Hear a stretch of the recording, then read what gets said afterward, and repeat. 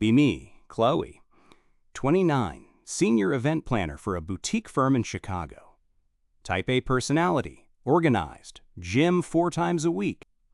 Life is a series of spreadsheets and color-coded calendars. Think I have a pretty good handle on human psychology. Spend my weekends with the Coven, Maya, 30, lawyer, and Sophie, 28, PR specialist. We sit at brunch spots that charge $18 for toast. Topic of conversation is always the same: men. Specifically, the lack of good ones. Maya is currently spiraling because a guy she went on 3 dates with said he wasn't ready for a relationship. He's just emotionally unavailable, she says, stabbing a poached egg. Men are terrified of intimacy, Sophie adds, nodding sagely. I agree, sipping my mimosa. It's like they want the girlfriend experience without the label, I say. They play games because they're insecure. We've had this conversation every Sunday for 5 years. I have 300+ matches on Bumble. My inbox is a graveyard of, hey, how's your week, and generic compliments. I ignore 95% of them. Too short, bad grammar, boring job, fish picture. I'm not picky, I just have standards. My last boyfriend, Jason, was perfect on paper. 6 feet 1 inch, finance, charming. Cheated on me with a spin instructor. Since then, I've been focusing on myself while complaining that no one tries anymore. Enter the wedding of the century. My college roommate, Becca, is marrying a tech heir. Destination wedding in Aspen. 4 days of festivities at a private resort. I'm not a bridesmaid, thank God, just a guest. My +1 is my best guy friend, Mark. Mark is 31, architect, solid 7/10 face, 5 feet 9. He's the guy the first call when I have a flat tire or need to move a couch. He's been single for 3 years. We drive up to the mountains together. Mark is excited. Maybe I'll meet someone, he jokes, gripping the steering wheel. Becca has hot friends, right? I laugh. Just be yourself, Mark. You're a catch. Just don't be too eager. He nods. Right, play it cool, mystery. I check my reflection in the visor. Ready to break hearts. Arrive at the resort Thursday afternoon. The place is ridiculous. Timber beams, stone fireplaces, smell of pine and money. Welcome drinks at the main lodge. I walk in wearing a silk slip dress and heels. Head turns are immediate. It's not vanity, it's just data collection. I see guys checking me out. I smile politely, holding my champagne. Mark is wearing a nice blazer, looking clean. He walks up to the bar to get a beer, stands next to a group of bridesmaids. They are laughing, loud, distinct woo-girl energy. Mark waits for a lull in conversation. Hey, are you guys with the bride or groom? He asks, smiling. Open body language, friendly tone. The blonde one turns, looks him up and down. Bride, she says. Turns back to her friends immediately. Closes the circle physically. Mark stands there for a second, smile faltering. He grabs his beer and comes back to me. Tough crowd, he mutters. They're just excited, I say. Give it time. Dinner that night is casual. I sit next to a guy named Ethan. Tall, maybe 6 feet 3 inches, rugged beard, wearing a flannel that probably costs $400. He barely looks at me when I sit down. I initiate conversation. So how do you know the groom? He glances at me, bored. College, he says, takes a bite of steak. I try again. I've never been to Aspen before. The view is insane. He nods. It's all right. Zermatt is better. He turns to talk to the guy on his other side. I feel a spike of annoyance. Rude. But also, I find myself wondering why he's not interested. Is it my dress? Is he seeing someone? I spend the next hour trying to engage him, asking questions, laughing at his rare, dry comments. He gives me nothing. Meanwhile, I see Mark at the other end of the table. He's talking to a brunette girl, asking her about her job. He's leaning in, active listening, nodding. I can see him trying to find common ground. The girl is looking over Mark's shoulder at the band, checking her phone, giving one-word answers. Eventually, she excuses herself to go to the bathroom and never comes back. Mark sits alone for the rest of the course. Later, in the hotel room, Mark is sitting on the edge of the bed, loosening his tie. "I don't get it, Chloe," he says. "I read the room, I ask questions, I'm polite. That girl, Jessica? I asked her about her travel blog because she mentioned it. She looked at me like I was filing her taxes." I sigh, taking off my makeup. "You're probably trying too hard, Mark. Women can smell desperation. You need to be more aloof." Like Ethan at dinner. He barely spoke to me, and honestly, it made me want to talk to him more. Mark looks at me, a weird expression on his face. "So treat them like they don't exist?" "No," I say, frustrated. "Just be confident, let them come to you." Mark lays back on the bed, staring at the ceiling. "Right, let them come to me." He sounds tired. Friday, group activity day. Hiking or spa? I choose hiking because I want content. Mark comes too. Group of about 20 of us. Ethan is there, of course. He's wearing high-end gear, looking like an REI model. I end up walking near him. He ignores me for the first mile. Then he makes a comment about the trail grade. I engage enthusiastically. We talk for 10 minutes. He's arrogant, interrupts me, talks about his crypto portfolio. I should find him insufferable. But he's tall, handsome, and indifferent. My brain interprets this as high value. Mark is at the back of the pack helping a girl who tripped, carrying her water bottle for her, making sure everyone keeps up. The nice guy role. I see the girl he helped talking to her friend later. He was sweet, but kinda hovering, like a puppy. I cringe internally. Friday night, the rehearsal dinner. Formal attire. I look good, red dress, backless. I get approached by 3 different guys within an hour. One is a lawyer from NYC, 5 feet 8 inches, receding hairline. "Very nice," compliments my dress immediately. "You look stunning," he says. I smile. "Thank you." I excuse myself to get a drink 2 minutes later. He was too intense, too available. Second guy is the groom's uncle. Creepy. Third guy is a friend of the groom, average-looking, nervous. Stutters a bit when he introduces himself.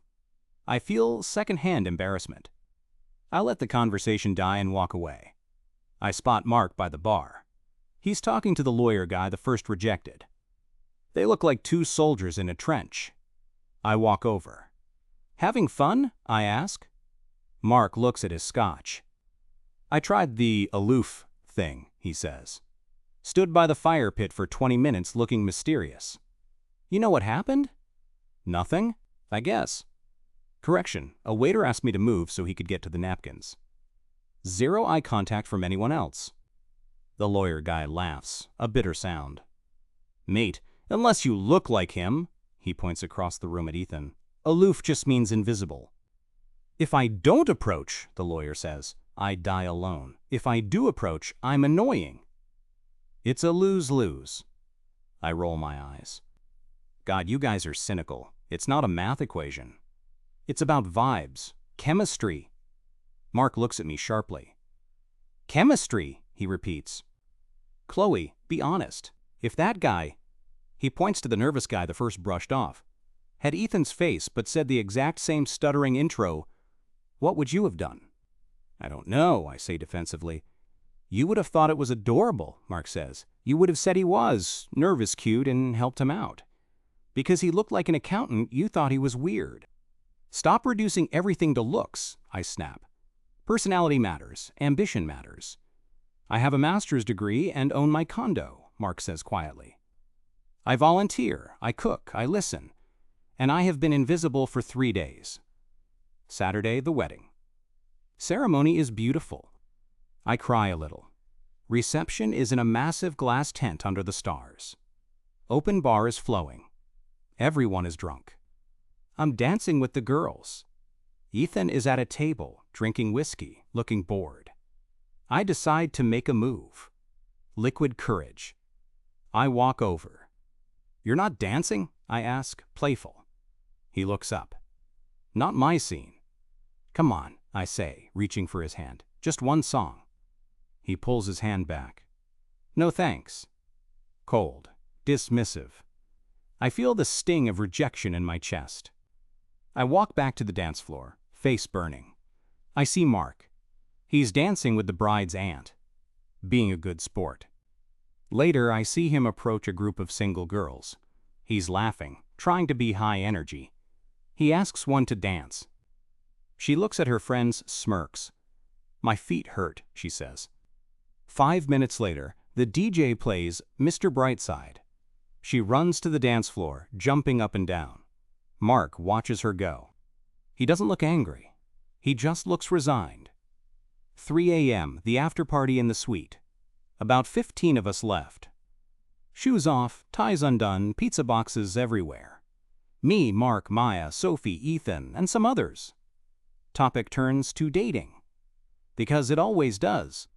Maya is complaining about Hinge again. I just want a guy who is honest, she slurs. Just say what you want, don't play games. Ethan laughs. It's a dark, mocking sound. Everyone looks at him. What? Maya asks. You don't want honesty, Ethan says. He's drunk too, losing his filter. If a guy is honest and says, I like you, let's go out, and you're not attracted to him, he's a creep. If he's honest and says, I just want sex, he's a pig. The only time you like honesty is when it comes from a guy you're already obsessed with. Maya bristles. That's not true. I respect assertiveness. Mark speaks up from the corner. I was assertive with your friend Sarah earlier, he says to Maya. I walked up, introduced myself, told her she looked great, asked her to dance. She told me to get lost. Maya waves a hand. Well, Sarah has a specific type. What's her type? Mark asks. Tall? Maya hesitates. She likes guys with presence. Presence, Mark repeats. Right. I jump in. It's not just that, Mark. Maybe your approach was off. Maybe you came on too strong. Mark stands up. Suddenly the room feels small. I did exactly what you told me to do, Chloe. I tried mysterious, invisible. I tried friendly, friend-zoned. I tried direct, creep. I tried funny, clown. Meanwhile, Ethan here, he gestures to the brooding giant, has been rude to everyone all weekend. He told the bride her dress was a bit much. He ignored you at dinner. And I've watched 3 of you write your number on napkins and slide them to him. Silence in the room. I feel my face go hot. He saw that? It's not about the game, Mark says, voice shaking slightly. It's not about communication or emotional intelligence or doing the work. It's a threshold. If you pass the looks threshold, your quiet is mysterious. Your rude is challenging. Your broke is bohemian. If you don't pass the threshold, your quiet is weird. Your polite is boring. Your effort is desperate. Maya rolls her eyes. Oh God, here come the incel talking points. Who hurt you? Sophie asks, laughing nervously. Mark looks at them. Really looks at them. You did, he says softly. You tell us to open up, to be vulnerable. But when we are, you get the ick. You tell us to be nice guys. But you go home with the guy who treats you like an accessory. He looks at me. Chloe, you complain every Sunday that men are children. But you're chasing a guy who hasn't asked you a single question about yourself in 3 days. And you're ignoring the guys who actually want to know you. We aren't complicated. You just don't like the simple answer. The simple answer is that we aren't what you want, and you'd rather blame men as a concept than admit you're shallow. He grabs his jacket. I'm going to bed. Door slams. Silence stretches out. Ethan takes a sip of his drink. He's got a point, he grunts. Maya scoffs. He's just drunk and bitter. That energy is exactly why he's single. Totally, Sophie agrees. So toxic. I say nothing. I look at the napkin in front of Ethan. My handwriting is on it. I feel sick. Sunday morning departure. The drive back is quiet. Mark apologizes. Sorry I snapped last night. Too much whiskey. His voice is back to normal. The calm, reliable friend. It's okay, I say. You were venting. We stop for coffee. I watch him order. He remembers my order without asking. Oat milk latte, 2 pumps vanilla. He holds the door for an elderly couple. He asks the barista how her day is going. He is objectively a good man. Stable, kind, employed, decent looking. I look at him and try to feel it. The spark. The desire. I try to imagine kissing him. Imagine him on top of me. Nothing. Just a flat, biological no. It's not a choice. I can't negotiate with my libido. I realize, with a sinking horror, that he was right. It's not that he's doing anything wrong. It's just that he isn't him. And him is usually an asshole. We get back to the city. He drops me off at my condo, carries my bag to the lobby. Thanks for the weekend, Chloe, despite the drama. He smiles. It's a sad smile. See you next week? Yeah, I say. See you. Sunday night. Back in my apartment. Silence. I open a bottle of wine. Open the group chat. Maya, OMG, can we talk about Mark's meltdown? So cringe. Sophie, major red flag, nice guy syndrome. I type, yeah, he was a bit much. Delete it. Type, he was hurting. Delete it. Close the chat. Open Bumble. Mindless swiping. Left, left, left, left. Profile pops up. Jeremy, 30. Software engineer. 5'8". Bio, love hiking, cooking, and board games. Looking for someone to build a life with. Photo of him with his dog. Nice smile. Kind eyes. He looks like Mark. He looks safe. He looks like exactly what I say I want. My thumb hovers. I think about the weekend. I think about the stats. I think about the threshold. I feel a wave of guilt so strong it hurts. But guilt isn't attraction. Swipe left. Next profile. Damien, 29. Entrepreneur. 6'2". Shirtless photo at a festival. Bio, here for a good time, not a long time. Don't be boring. My heart jumps a little. Dopamine hit. Swipe right. It's a match. Message pops up. Hey, beautiful, come over. I stare at the screen. I know how this ends. I know he doesn't care. I know I'll be complaining about him at brunch next Sunday. I type, hey, smiley face. Put the phone down. Stare at the ceiling. Realize I am the problem. Realize I will never change. Realize Mark will die alone and I will die chasing ghosts. Men aren't confusing. I'm just a hypocrite. Take a sip of wine. Wait for the text back.